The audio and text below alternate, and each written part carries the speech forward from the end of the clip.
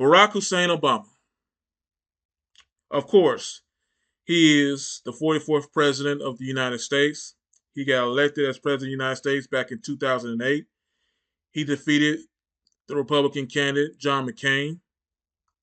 And before his predecessor, before was the two-term president of George W. Bush. When this dude came about, Barack Obama, he was a young, fresh-faced senator from the state of Illinois in his city in Chicago, where he met the former First Lady, Michelle Obama. Before he met her, Barack Obama did not understand a whole lot of, struggles that so-called black people have gone through since the 60s. He had to learn all that through basically Michelle Obama, that he surrounded himself with a whole lot of black people. He joined Michelle Obama's church, and he met this pastor called Reverend Wright. He learned a lot of stuff. He developed a whole lot of Marxist tactics, and he developed a whole lot of radical stuff in Chicago. So, but a lot of people in this country really did not know him. So he introduced himself to the world, of course, in the Democratic primaries back in 2007, 2008. And, he said a lot of stuff that was totally great to hear, that a lot of people love to hear. Of course, by the state of the economy under Bush and all that, he spoke a lot of stuff. He spoke a lot of stuff that was totally somewhat true and somewhat not true. Back in 2008, he was hot. Of course, he got elected president. The first 4 years in his presidency, it was all right. It was all right. But one thing about Barack Obama, basically, everybody called him probably the president that had the most wars in the Middle East. This man was overthrowing governments. He was killing leaders. And, he was getting ready to overthrow Syria. He couldn't do that because, Vladimir Putin is basically, a very good, strong leader in Russia. And, Vladimir Putin and the president of Syria were very good friends. So he could not do that. So in 2012, he was running for re-election.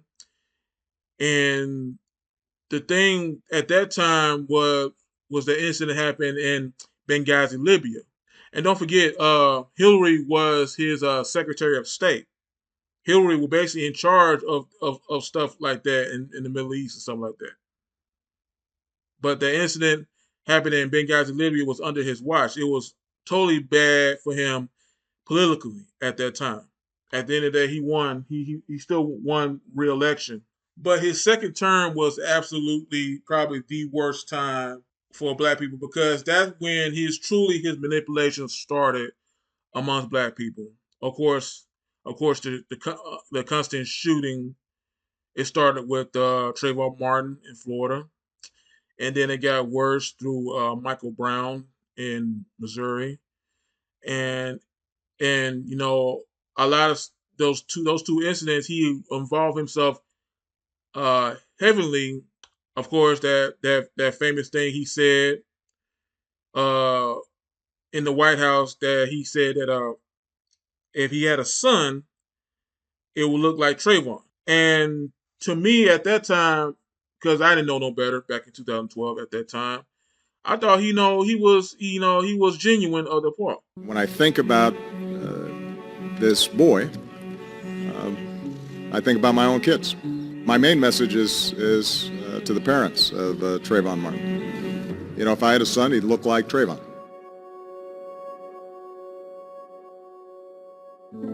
The thing we fear most as parents is the safety of our children. When you found out the circumstances, I responded specifically as a black parent and as a black man. The idea that this teenager who was walking down the street could evoke such fear, and that ultimately a jury would find that the actions of that private citizen could not be considered criminal. That then spoke to a broader history in this country. the sense that not only were black people devalued, but that we had a culture that had portrayed black boys and black men in particular as threats, and that in turn justified potential violence against them. Trayvon Martin wasn't so different from me. He looked like I did at the age of 15, 16, 17. Even living in a relatively hospitable place like Hawaii, there were many times where I'd get on the elevator and women would clutch their purse, or I'd walk by a car and suddenly you'd hear the locks go down. The perceptions of me as a young person weren't so different than the perceptions of Trayvon. Maybe the only thing that separated us was luck. And at that point, not only was I frustrated, as many people were, but despite holding the highest office of the land, the question was, all right, what can I do with this? After doing a bunch of work with all the agencies, we set up something called My Brother's Keeper inside the White House. And the goal was to create a all-hands-on-deck, comprehensive, multifaceted approach to breaking down some of the barriers and stereotypes and racist presumptions that so often put black boys and boys of color in vulnerable positions. But now, all the stuff that I've read, that I've heard of him, that's all about him, I read about him, it was all in the form of manipulation. So he won re-election by beating Mitt Romney, and during that re-election, all that incident happened. But the worst thing that he ever done amongst black people, and it kind of rubbed black people in the wrong way, when he was throwing at homosexuality towards black men. Now, a lot of people believe in homosexuality, but a lot of people don't believe in homosexuality. But it was like he was trying to put that thing on us, forcefully put that thing on us. Of course, it started with this thing that he created in his presidency called My Brother's Keeper. My Brother's Keeper was a thing of trying to get black men to have good careers. Y'all have to realize Barack Obama is is basically is basically almost like, first of all, this man is not he's not a so-called black man that came from the hulls of ships. You can call him, in a corporate term, a person of color, just like the Democratic nominee Kamala Harris. She's a person of color. She's not a black woman. So I got a video here that I got an audio for Barack Obama, what he said to a bunch of black people in the Harris and Walz camp, and I will react to it. So make sure y'all click that like button, share this video, and let's get this thing started. I'm going to go ahead and just speak some truths, if you don't mind. Because my understanding, based on reports I'm getting from campaigns and communities, is that we have not yet seen the same kinds of energy and turnout in all quarters of our neighborhoods and communities as we saw when I was running. Speaking as a great deceiver, this man even deceived me back in 2008. And I was a young man back in 2008. I was in my 20s. I didn't know no better. Hell, I got introduced into the political world through Barack Obama, because there was a lot of excitement in the black community that we finally had a so-called brother running for president, a so-called black man that was running for president. He was great. He was a great talker, man. He was a great manipulator, and he said some great things. He said some great things. But a lot of people finally that's one thing about this world, man. And it happened ever since the beginning of time. Everything evolves in this world, man. Knowledge increase, as the Lord told Daniel back in the book of Daniel. Knowledge will increase. Everything evolves. The truth about things will come out. And Barack Obama, through all his time as president, he was put there to really completely other utterly eradicate the so-called black man and woman. Liberal black woman was formed really really after his presidency. It really came in the forefront when Donald Trump was running for president. They just took over when Donald Trump was running for president. And his kind was totally busy of trying to make black men weak. To make black men weak.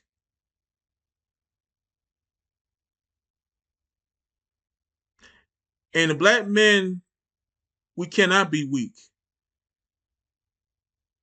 because the division will widespread if we show any type of will weakness, especially towards the black woman, because the black woman needs us to be strong. To keep the structure alive, the black man needs to be strong. But this man wants us to be weak. That's about the simplest thing I want to say, because I'm trying to keep my language very almost PG-13, not totally rated R. So that's the best thing I can do. So let's continue this, man. Now, I also want to say that seems to be more pronounced with the brothers. So if you don't mind, just for a second, I'm going to speak to y'all directly and say that when you have a choice that is this clear, when on the one hand you have somebody who grew up like you, knows you, went to college with you, understands the struggles and pain and joy that comes from those experiences, who's had to work harder and do more and overcome and achieves the second highest office in the land and is putting forward concrete proposals to directly address the things that are vital in our neighborhoods and our communities, from housing to making sure that our mothers and our fathers and our grandparents can afford medicine, and making sure that we are dealing with prices that are too high and rents that are too high, and are committed to making sure that we maintain the Affordable Care Act, so everybody's got health care, and cares about things like education and entrepreneurship in our neighborhoods. And that's on one side. And of course, the person that he's talking about, of course, is the Democratic nominee and Kamala Harris. These people are literally going around saying that this woman grew up the same type of struggles that we went through. They claim that her mother was part of the civil rights era, even though she, throughout her young days, she lived in Canada. But they're saying that this woman is a black woman, Kamala Harris. Now, let me give y'all some info about this kingdom. This kingdom do not go by the seed of the Father. They do not go by the seed of the Father. This kingdom only goes by the skin color on your face, on your hands, and everything. The so-called black man, woman, the so-called white woman and man are corporate names. They basically want to take that word white, that word black, and make it like open to anybody that you can convert to anything that you want. That's what we living in this type of world. It's all about converting to anything that you want. Even with gender, you can convert into gender. These people are against life, man. They're against the natural order of life. That's what they're against. Now, Kamala Harris allegedly, and I'm saying alleged, that she got a Jamaican father, that she got an Indian mother. Now, Jamaican father. Now, if y'all, those of you seen the picture of what he looks like, that with his name Donald Donald Harris. That's his name, Donald Harris. He kind of looks like East Indian, but all because he's from Jamaica, he's black. That really do not make any type of sense at all because Jamaica is a nationality. Jamaica is not a race of people. Jamaica is a nationality. And Jamaica, I'm sure there's a lot of white people who live in Jamaica, but they assume that country is a black country because it's predominantly a lot of black people live in that country. Like they assume, like Haitians are for black people, so they're per people of color. Countries like that in the Caribbean, of course, you got a lot of people that's so-called person of color and all that. Like I said, this word black, they want that really to be the word that really can overthrow really normal black people that live in this country that came from hustle shit. So really, I'm saying is we have to go by the seed. Kamala Kamala's father is a so-called East Indian man. I heard the man talk. I heard the man talk. He sound very intelligent. Donald Harris sound very intelligent. He talked like an East Indian man. But for this man to say that she grew up in the struggles that every black person gone through is totally insulting to us. Extremely insulting to us. But that's his kind. They love to insult black people. But the thing is, we allow to be insulted like that. We allow to be insulted like that. Almost half our people are totally mentally weak, man. They don't care. They do not care. And that's what the Democratic Party feed on. They want us to not care about. They want us to not care that they insult us every single day. Like Hillary came in the Breakfast Club and said, "Yeah, I got hot sauce in my purse right now. I love hot sauce." Like Joe Biden said, "If you don't vote for me, you're not black." But half our people in this country, I mean, do not care. They do not care. That's why Barack Obama feel that he say what he gotta say, but it backfired on Obama. So let's continue this, man. And on the other side, you have someone who has consistently shown disregard, not just for the communities, but for you as a person. Of course, the person that he's talking about this time is the Republican nominee and the former president Donald Trump. Let me say this about Trump. I remember the day when he ran, when he announced that he's running for president, when he came down the escalator, when he said what he had to say, and a lot of stuff he was saying was true. I ain't really fully trusted Donald Trump at that time. So basically, when I started to really look at him as a candidate, as a person that he should become the next president, and basically when Dr. Ben Carson teamed up with him, and because I was a Ben Carson supporter be, before Donald Trump, because Donald Trump at that time, but a lot of stuff he was saying, it was true. It was totally, totally true.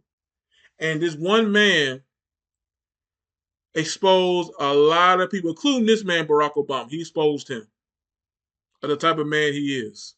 Donald Trump's presence exposed a lot of people and how they feel. That's powerful. And Donald Trump, for him being this authentic as he is, he speaks the truth of what's going on in this country. And we dealt with 4 years with Joe Biden and Kamala Harris in office. And that's why people, including us black men, are siding with him, are siding with Donald Trump. Because all black men want to do is take care of their families, take care of their kids, have a good job, have money in their pocket. Under Trump's presidency, black men was making a lot of money. They was working. They had jobs. They was able to provide for their families. But without the presence of Trump, we would have never have heard and seen the type of behavior that the Democratic Party has been doing for the past 8 years, man. This type of junk that the Democrats have been doing is totally beyond my comprehension. I mean, they literally saying some stuff that really do not make any type of sense at all. Especially Kamala Harris. Especially her. This woman, it literally kind of blows my mind that they picked this woman to be president. I mean, she is a total robot. She's not authentic at all, man. All her talking points she had to memorize. She all talking points that she had to read out of the teleprompter. This woman is basically a damn robot, man. And a lot of people really do not know Kamala Harris. And especially amongst our people, because a lot of black people do not think Kamala Harris is a so-called black woman. She's a so-called person of color, but she is not a black woman that came from the hulls of ships. And that's what we have to recognize, have to acknowledge. That's what the so-called black community have to acknowledge. It's all about who came from the hulls of ships. So let's continue this. And you're thinking about sitting out?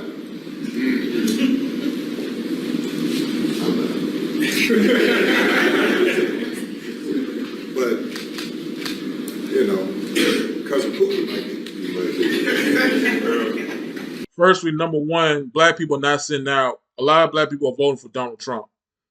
I guess he's talking about those homosexual black men that's not with Kamala Harris, I guess. I don't know what the hell he's talking about. But a lot of black men is not sitting out this election. So a lot of black men is voting for Donald Trump. So let's continue this.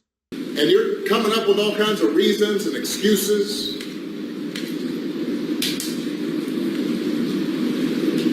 I've got a problem with that. Because part of it makes me think, and I'm speaking to men directly now, part of it makes me think that, well, you just aren't feeling the idea of having a woman as president. Mm-hmm. And you're coming up with other alternatives and other reasons for that.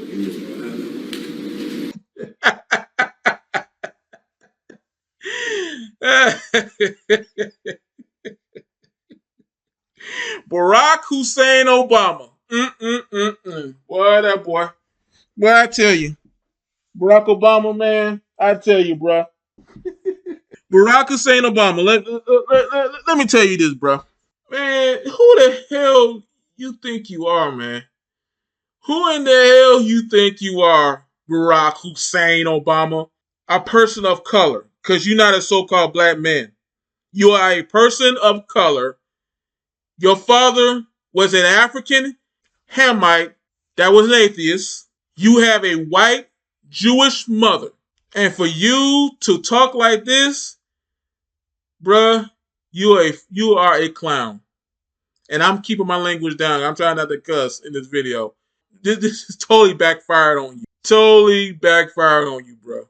How in the hell a foreigner like you, because you are a foreigner, can shame us to not voting for a chameleon like Kamala Harris, who is not a so-called black woman? She's a so-called, like yourself, a person of color.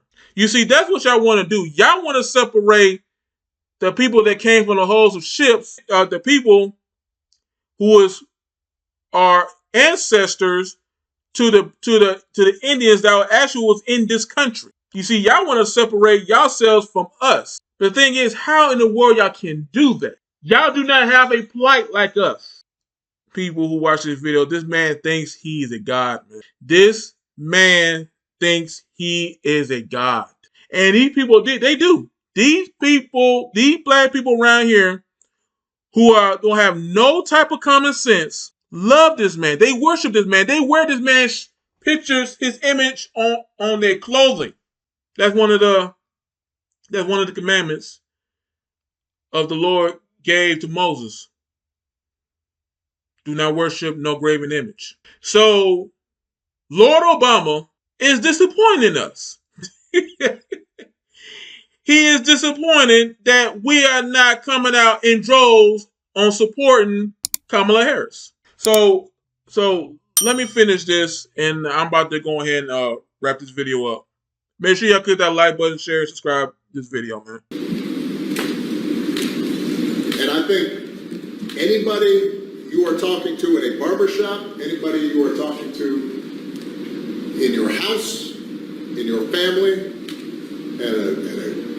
at church, who is coming with that kind of attitude, I think you have to ask them, well, how can that be? Because the women in our lives have been getting our backs this entire time.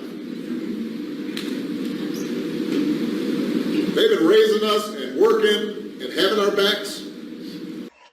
Now notice that he did not say men, black men, father. He's talking about father. He's talking about mothers. Notice that he didn't say father. Like I said, man, this man's agenda this whole time in his presidency is to have the woman over the man. That the patriarch that the patriarch is toxic. Masculinity is toxic. This whole system, of course, started with Joe Biden, who created the crime bill that took the black fathers out of the home. And the mothers had no other choice but to raise their sons and their daughters. But they had help from us. They had help from us, of course. But that was his whole agenda, to have the liberal black woman to be the forefront of the black community. The liberal black woman is an agent of chaos. And they want to keep us in a chaotic atmosphere, to keep the division alive, to keep the chaos alive. That's what they want. That's what his kind wants. And black men, y'all have to realize this, bro. Y'all have to realize this. I've been knew about Barack Obama bullshit ever since his last term in office. All he is a joke. This man's whole mission through his time on this earth, this man's mission was to eradicate, destroy the black community. This was this man's mission. And he almost succeeded. He almost succeeded, but he did not succeed. He did not succeed. It did not work. And you know why it did not work? Because black people is voting for Donald Trump. That's simple. Black people is siding with Donald Trump. And the liberal black woman is losing her influence amongst the black community. She losing her influence amongst the black community, the liberal black woman. And these simps, they just gonna fall in the fire with them. That's one thing about these black simps. They don't have a say in a matter of anything in the Democratic Party. They don't. They don't have a say in anything. Why you want to live a life like that you have to stay quiet and you gotta be you gotta be behind the liberal black woman, the agent of chaos, the person who all she spilled is nothing but chaos. These people do not know what they talking about every time they speak. That's the thing. They don't know what they talking about every time they speak, man. They're out of order. If something don't go their way, they totally act out of order. They start to bitch and moan and cry. So let's continue this, man. I'm about to wrap this up. And when we get in trouble, when the system's not working for us, they're the ones who are out there marching and protesting. And so now you're thinking about sitting out or even supporting somebody who has a history of denigrating you because you think that's a sign of strength, because that's what being a man is, putting women down. That's not acceptable. That's not, this shouldn't even be a question. Okay, I'm about to wrap this up. And here's my final say about that shit what he just said. First of all, Barack Obama has spent his entire time destroying black women at this time. And why I say that about destroying black women, when these black women get abortions, that what Planned Parenthood was created to destroy black babies. When these people promote to have women to have abortions, especially in the black community, they want to keep the black population down. They want to keep the black population down. That's what they want.